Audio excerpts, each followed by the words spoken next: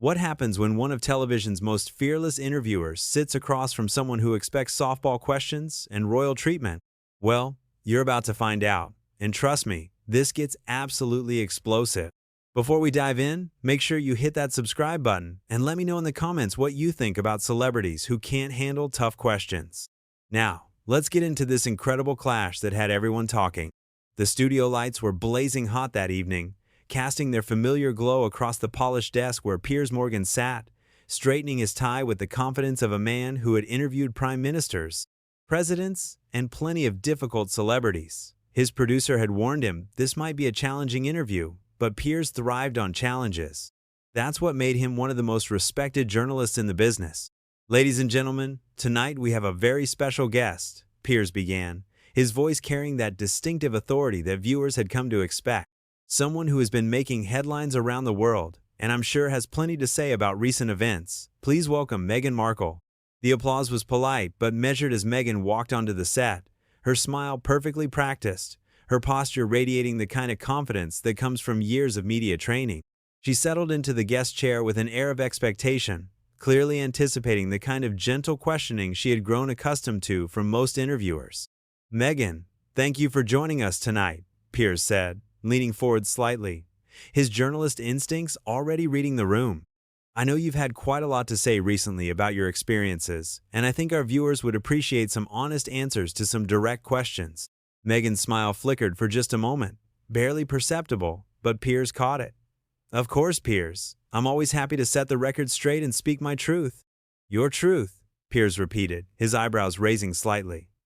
"That's an interesting phrase you've been using quite a bit lately. But I'm more interested in the truth, if you don't mind, the actual facts." The temperature in the studio seemed to drop a degree. Meghan shifted in her chair, her media training kicking in as she maintained her composure. "I think my truth is the truth, Piers. I've lived through these experiences." "Absolutely, and no one is questioning your experiences," Piers replied smoothly, his tone remaining professional but firm. "However, when you make public statements that contradict documented facts, well, that's where journalism comes in. That's where I come in." Meghan's jaw tightened almost imperceptibly. "I'm not sure what you're implying." "I'm not implying anything," Piers said, opening the folder in front of him with deliberate precision. "I'm asking direct questions, which is what journalists do. For instance, you've made several claims about your wedding that simply don't align with the public record. The Archbishop of Canterbury himself has clarified that your secret garden ceremony never actually happened as you described it."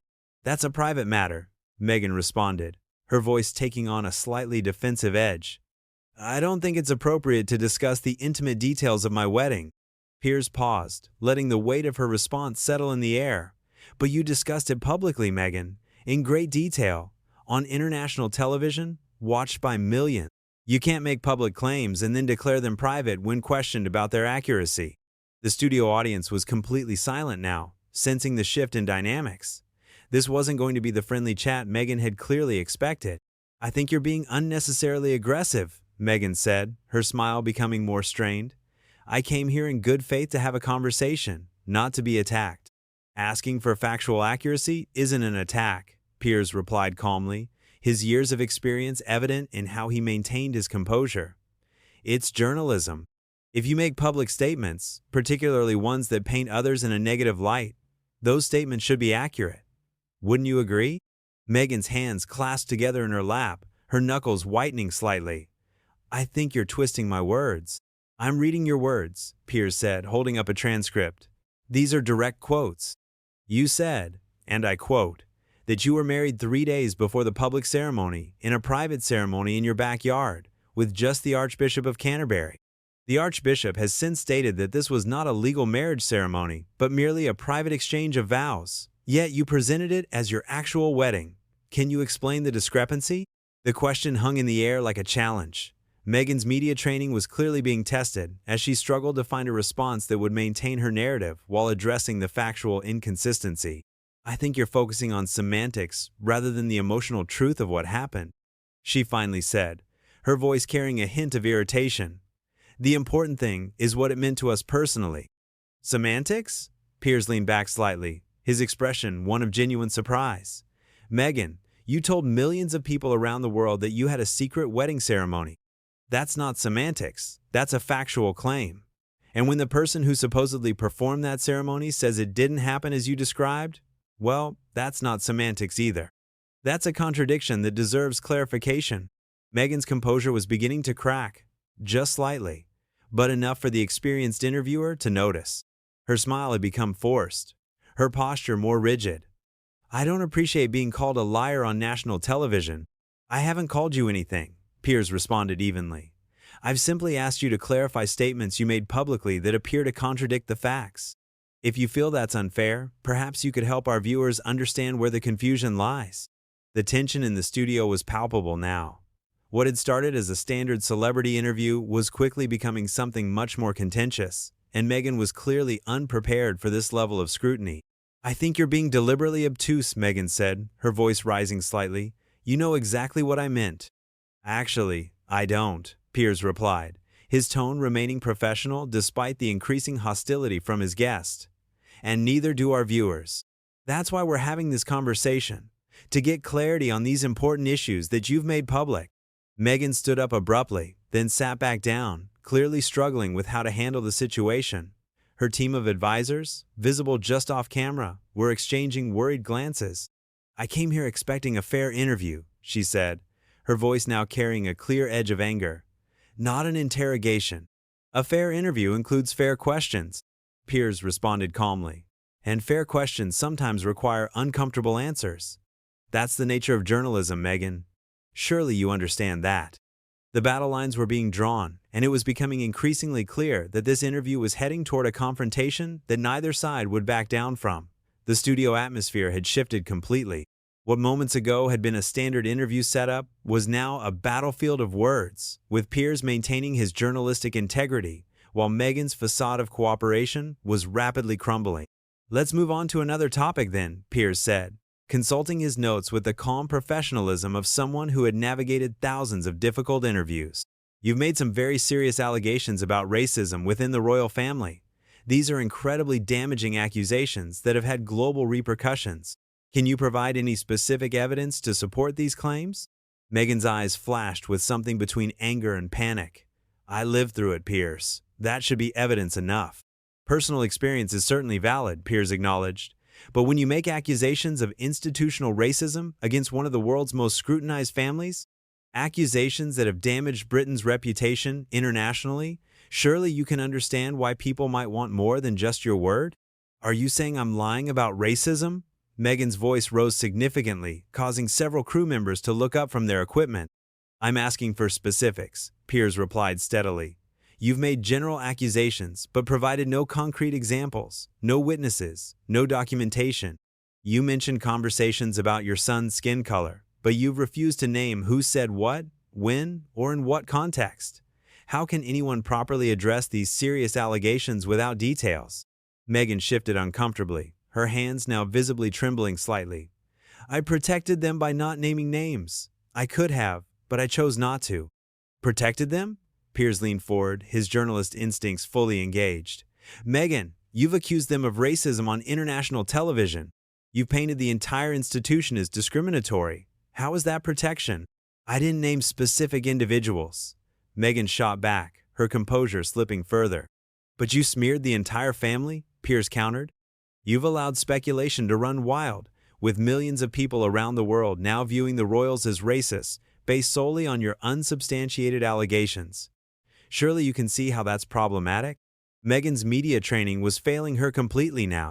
Her breathing had become noticeably faster, her perfect posture replaced by defensive body language. I don't have to prove anything to you or anyone else. My lived experience is valid. Your experience is absolutely valid, Piers agreed, his tone remaining remarkably calm despite the rising tension. But your public accusations have consequences beyond your personal experience. They've damaged relationships between Commonwealth nations. They've hurt people who have dedicated their lives to public service. And they've divided public opinion based on allegations that no one can verify or address properly because you've provided no specifics. So you're blaming me for the reaction to racism? Meghan's voice was now clearly strained, her carefully constructed public persona giving way to raw emotion. I'm asking you to take responsibility for the way you've presented these allegations? Piers responded firmly. If someone treated you the way you've treated the royal family, making vague but damaging accusations without providing specifics or evidence, how would you feel? Meghan stood up again, this time pacing slightly behind her chair. The camera operators adjusted their positions to keep her in frame, while her team looked increasingly concerned. "This is exactly the kind of treatment that drove me away in the first place," she said, her voice now carrying a desperate edge. "You're more concerned about protecting the institution than you are about protecting me." "I'm concerned about the truth," Piers replied, his voice steady as a rock. "And the truth is that you've made serious public accusations without providing the evidence needed to substantiate them. That's not protecting anyone, Meghan. That's just responsible journalism." "Responsible journalism?" Meghan laughed bitterly, the sound echoing strangely in the studio. "You're just another member of the British establishment trying to silence me." Piers paused, letting her words hang in the air before responding with measured precision. "Meghan, I've spent my career challenging the establishment, holding powerful people accountable, and asking difficult questions regardless of who might be uncomfortable with them. That's exactly what I'm doing now. By attacking a woman of color who's trying to speak her truth?" Meghan's voice cracked slightly on the last words. "By asking a public figure who has made serious public allegations to provide evidence for those allegations?" Piers corrected. "Your race and gender don't exempt you from scrutiny when you make claims that affect millions of people. Equality means being held to the same standards as everyone else." The words hit Meghan like a physical blow. She stopped pacing and stared at Piers, her mouth opening and closing as she struggled to formulate a response. That's completely unfair," she finally managed. "You don't understand what it's like to be in my position." "You're absolutely right," Piers acknowledged. "I don't understand what it's like to be in your position. But I do understand what it's like to be a journalist, and what it's like to be responsible for getting to the truth. And the truth is what our viewers deserve." Meghan returned to her seat, but her body language had completely changed. Gone was the confident, composed woman who had walked onto the set. In her place sat someone who was clearly struggling to maintain control. "Let's talk about your relationship with your father," Piers continued, consulting his notes. "You've publicly estranged yourself from the man who raised you, who paid for your education, who walked you down the aisle at your wedding. Yet you've embraced a family that you claim treated you poorly. Can you help our viewers understand that choice?" "My father betrayed me," Meghan said quickly, too quickly. "He sold stories to the press. He staged photographs. He chose money over his daughter." "He made mistakes," Piers agreed. "But according to several reports, he was also dealing with intense media pressure, health issues, and was trying to manage an impossible situation. Did you ever consider that he might have needed your support rather than your abandonment?" Meghan's face flushed red. "You don't know what you're talking about. You don't know the full story." "Then tell me the full story," Piers said simply. "Help me understand how a man who sacrificed so much for your success suddenly became someone you could completely cut out of your life." "He made his choices," Meghan said, her voice becoming cold. "And I made mine." "Even after his heart attack? Even when he was clearly struggling?" Piers pressed. "You chose to maintain your relationship with a father-in-law you barely knew over the man who raised you?" The question clearly hit home. Meghan's composure cracked completely, tears forming in her eyes. But they seemed more like tears of frustration than genuine emotion. "You're being cruel," she whispered. "I'm being honest," Piers replied gently but firmly. "And sometimes honesty is uncomfortable, but it's necessary." The interview had reached a breaking point, and everyone in the studio could feel it. The studio had become a pressure cooker, and everyone present knew they were witnessing something unprecedented. Meghan sat rigid in her chair, tears of frustration glistening in her eyes, while Piers maintained the steady professionalism that had made him one of television's most respected interviewers. "Meghan," Piers said softly, his tone shifting to something more compassionate without losing its journalistic edge. "I understand this is difficult, but these are questions that millions of people are asking. If you're going to make public statements that affect so many lives, surely you can understand why those statements need to be examined?" "Examined or attacked?" Meghan shot back, her voice cracking with emotion. "Because there's a difference, and you've crossed that line." "I've asked you for evidence to support serious allegations you've made publicly," Piers replied calmly. "I've asked you to explain contradictions in your statements. I've asked you about relationships you've discussed openly in other interviews. These aren't attacks, Meghan. These are the questions any responsible journalist would ask." Meghan wiped at her eyes, smearing her carefully applied makeup. You're just like all the rest of them. You can't stand that I spoke out, that I refused to stay silent and just take it. Actually, I admire people who speak out, Piers said, leaning back slightly. I've built my career on speaking out, on challenging authority, on refusing to accept easy answers. But speaking out comes with responsibility. It means being prepared to defend your statements, to provide evidence for your claims, and to face scrutiny. That's the price of having a platform. I don't need to defend my lived experience to you or anyone else, Meghan declared, her voice rising to near shouting levels. Several crew members exchanged glances, clearly uncomfortable with how heated the exchange had become. But you do need to defend public allegations that damage other people's reputations, Piers countered firmly. You've accused people of racism without providing specifics. You've claimed you were denied help for mental health issues, but the palace has records showing multiple resources were offered to you. You've painted yourself as a victim while cutting off family members who supported you for years. These aren't personal experiences happening in private, Meghan. These are public statements with public consequences. Meghan stood up abruptly, her chair rolling backward. I'm done with this. I'm not going to sit here and be lectured by someone who clearly has an agenda. My only agenda is the truth, Piers replied, remaining seated, his voice steady despite the chaos erupting in front of him. And if that makes you uncomfortable, perhaps you should ask yourself why. Because you're twisting everything I say, Meghan practically screamed, her composure completely shattered now. You're taking my words out of context, you're minimizing my experiences, and you're more concerned about protecting a racist institution than you are about justice. I'm asking for evidence of racism, Piers said, his voice becoming firmer. You keep calling it a racist institution, but you haven't provided a single concrete example. You've made vague allegations about conversations regarding your son's skin color, but you won't say who said what, when, or in what context. How is anyone supposed to address these allegations properly without details? Meghan began gathering her things from the small table beside her chair, her hands shaking with rage. I don't have to prove anything to you. The very fact that you're demanding proof shows exactly the kind of person you are. The kind of person who believes in evidence-based reporting? Piers asked, his eyebrows raised. The kind of person who thinks serious allegations should be backed up with facts? Yes, Meghan, that's exactly the kind of person I am. That's what journalists are supposed to be. You're not a journalist, Meghan spat, her voice dripping with contempt. You're a bully with a television show who gets off on tearing people down. The accusation hung in the air like a toxic cloud. Piers remained calm, but there was a flash of something steel-like in his eyes. Meghan, he said quietly, I've interviewed terrorists, dictators, and some of the most dangerous people on earth.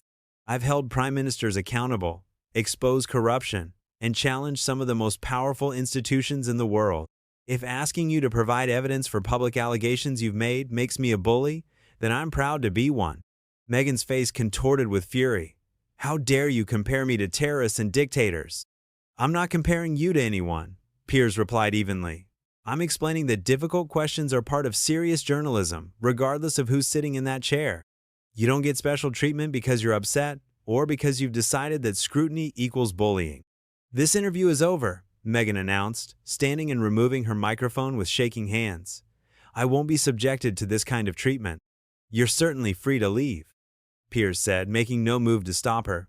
But walking away when faced with difficult questions doesn't make those questions go away. It just makes you look like you can't answer them. Meghan froze halfway to removing her microphone, Piers's words clearly hitting their mark. For a moment, it seemed like she might sit back down and attempt to regain control of the situation. Instead, she ripped the microphone off completely, the sound of the connection breaking, creating a harsh feedback noise through the studio speakers. You know what? She said, her voice now cold and calculated. This whole thing is going to backfire on you. People will see this for what it really is. A powerful man using his platform to attack a woman who dared to speak truth to power. They'll see a journalist asking legitimate questions of a public figure who made serious public allegations. Piers replied calmly, and they'll see someone who couldn't answer those questions walking away rather than facing scrutiny. Let the viewers decide what that means.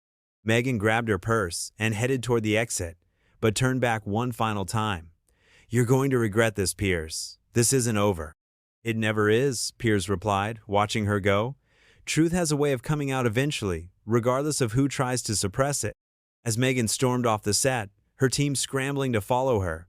Piers turned back to the camera with remarkable composure. "Well," he said, straightening his tie, "I think that speaks for itself, doesn't it? Ladies and gentlemen, when public figures make serious public allegations, they should be prepared to defend those allegations with facts, not emotional manipulation or accusations of bullying when faced with legitimate questions." He paused, looking directly into the camera with the authority of someone who had just demonstrated exactly why journalism matters. That's what we do here. We ask the questions that need to be asked, even when they're uncomfortable, even when people don't want to answer them, because the truth matters more than anyone's comfort level. The studio fell silent except for the quiet hum of equipment, leaving viewers with a crystal-clear picture of what had just unfolded. A masterclass in journalism, meeting a masterclass in evasion, with only one person left standing when the dust settled. And there you have it. Sometimes the most revealing moments happen not when people answer questions, but when they refuse to answer them. What did you think about this incredible confrontation? Hit that subscribe button if you want more content like this, and let me know in the comments. Do you think public figures should be held accountable for the allegations they make, or should they be given a free pass? I'd love to hear your thoughts.